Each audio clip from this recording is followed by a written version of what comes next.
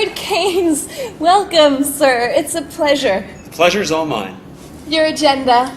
That won't be necessary. I am the agenda. Tell them I've arrived. And then tell them I've arrived. And your name is? Hayek? F.A. Hayek. With an H.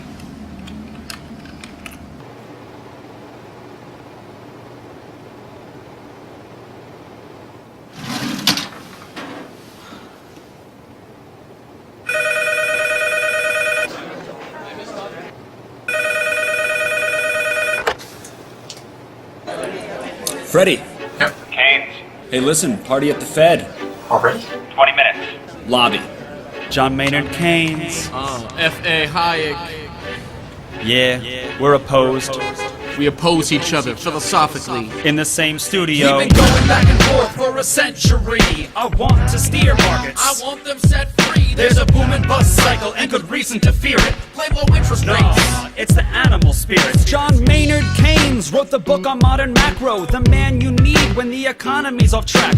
Depression, recession, now your question's in session. Have a seat and I'll school you in one simple lesson. Boom, 1929, the big crash. We didn't bounce back, economy's in the trash. Persistent unemployment, the result of sticky wages. Waiting for recovery, that's outrageous. I had a real plan, any fool can understand. The advice real simple, boost aggregate demand. C-I-G, altogether gets to Y. Keep that total growing, watch the economy fly. We've been going back and forth for a century. I want to steer markets. I want them set free. There's a boom and bust cycle and good reason to fear it. Play low interest rates. No, it's the animal spirit. You see, it's all about spending. Hear the register cha-ching.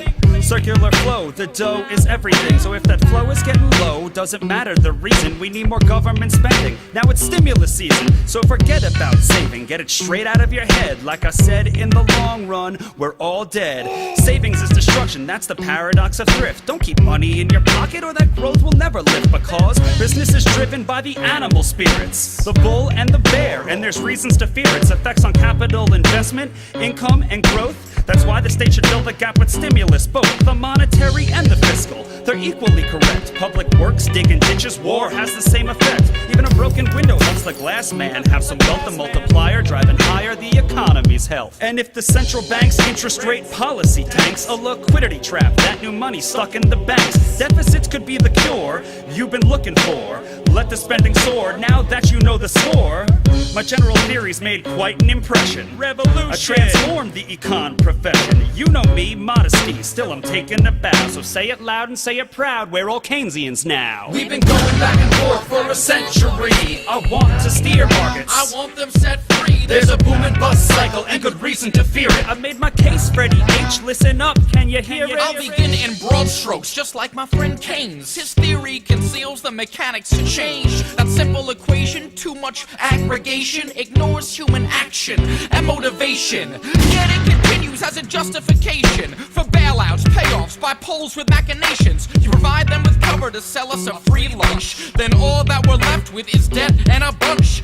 If you're living high on that cheap credit hog, don't look for a cure from the hair of the dog. Real savings come first if you want to invest. The market coordinates time with interest. Your focus on spending is pushing on thread. In the long run, my friend, it's your theory that's dead. So sorry there, buddy, if that sounds like invective. Prepare to get schooled in my Austrian perspective. We've been going back and forth for a century. I want to steer markets. I want them set free. There's a boom and bust cycle and good reason to fear it. Play low interest rates. No, it's the animal spirit.